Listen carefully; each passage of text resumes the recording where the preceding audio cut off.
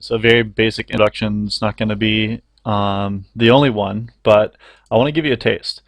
So when we talk about the time value of money, it is what the title sounds like. First let me write that out up here, maybe.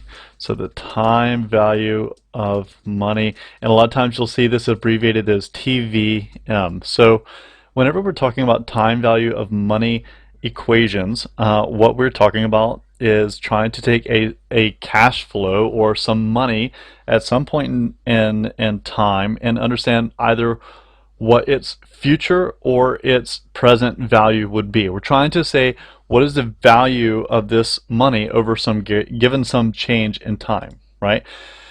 So a basic thing we might start off with is a question like, does it make sense to invest $200 to invest this $200 for a return of $25 per year for 10 years, right? And let's say given a cost of capital of 10%. And what that means is, I'll explain cost of capital in another lecture, but cost of capital is basically the requirement that we have to have for making a return on capital. We have to make 10% of a return on money we invest in this business, right? That's kind of our threshold. So we start off here, and we start off with these formulas, right? So let's look at the future value. So if we said the future value of cash, we would say the formula is cash flow, that's CF, times and then 1 plus R, and R is equal to the cost of capital, as we see up here, raised to the power of N, and N equals the number of periods, right? This is just oftentimes you'll see this abbreviated as N. Sometimes you'll see someone write it as T for time. But here we're talking about N for the number of periods. And so that's, if you basically saying you have a cash flow and you're going to multiply it by a number 1 plus something, so 1 plus something is going to make that number slightly larger. Raising it to the power of N is going to keep getting bigger and bigger as N gets larger, which is going to make this number grow more and more, right? As you can probably start conceptualizing that because we're exponentially increasing this number is going to grow exponentially into the future. Conversely, we take the same cash flow and we say we want to know what the present value is. Well, then we're just dividing it by that same section of the formula. So 1 plus the rate of return raised to the power of N. Okay, so again, that number is going to get bigger and bigger into the future. So, but now that it's getting bigger and bigger into the future, and it's the denominator is what we're dividing by, then it's going to make this number get smaller and smaller, right? So let's see how that happens. So we say $200. So first of all, let's say the number of periods, 0 is what we'll say is today, and then we'll say period 1 into the future, and I think we said 10 years.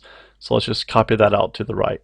All right, so we have 10 periods. Now this row I'm just going to use for calculating, and if I was to turn this in somewhere, I would probably change the color to white. See what I did?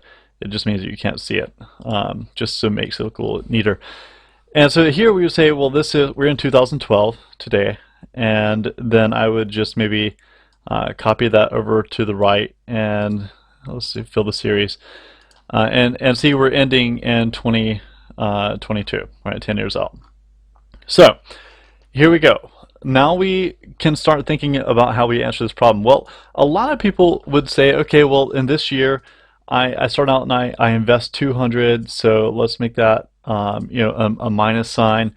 I invest 200, and maybe I'm building a building. It doesn't matter. Let's just say if it's a building and I'm not going to get any sales from it this year, I'm not going to get any expenses from it this year, I'm just going to have a net cash outflow. So I'm just going to take the sum of those, and that tells me that my cash flow in period 0 is just an outflow of $200, right?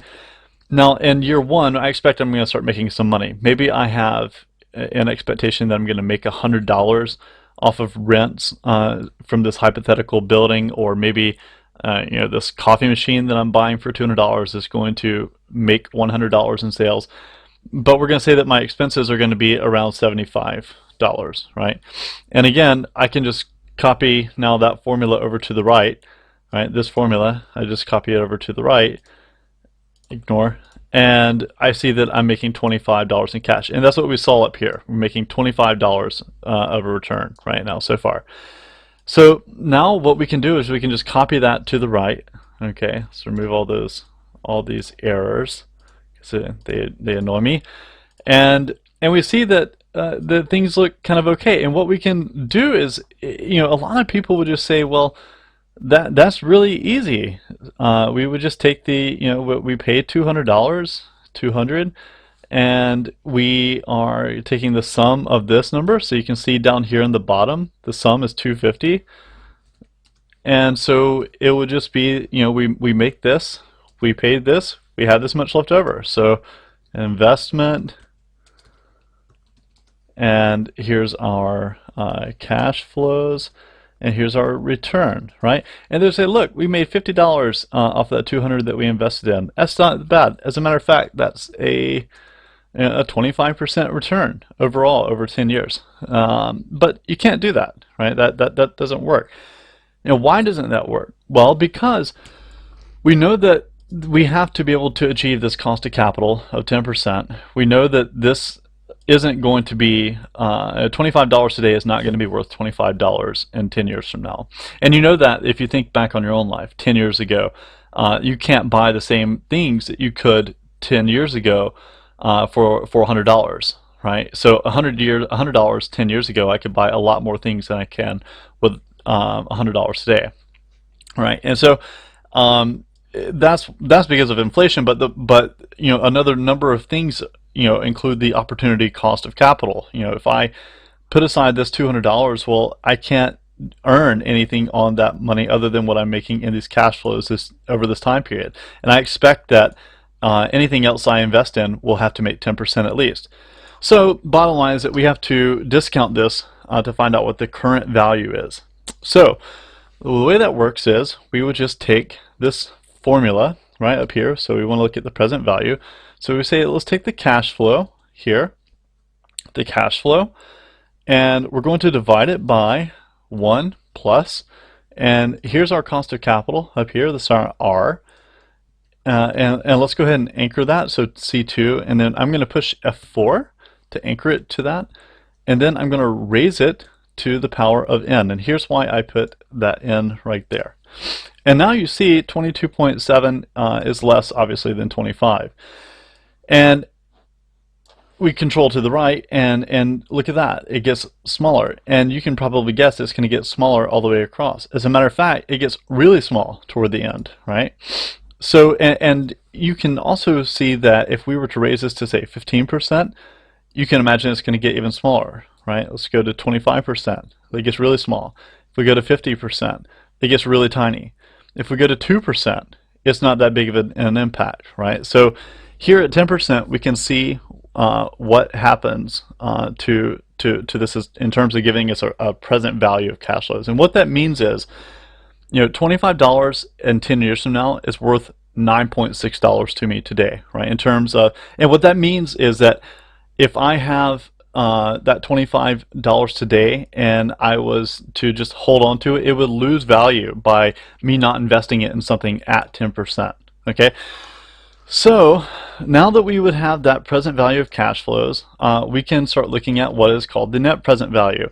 And the net present value, as the name implies, is we're looking for the net of the present value. So here we have the present value. Now we just need to subtract our initial cash outflow, and we can apply that same formula, right? So let's do that. Copy, paste.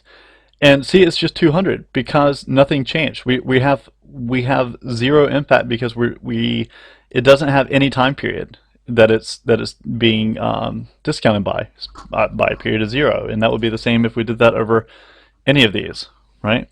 But it's so it is an outflow in the first year of 200, an inflow of 22.7, 20.7, so forth in terms of present value over the other periods. So the net present value is just going to be the sum of all those cash flows.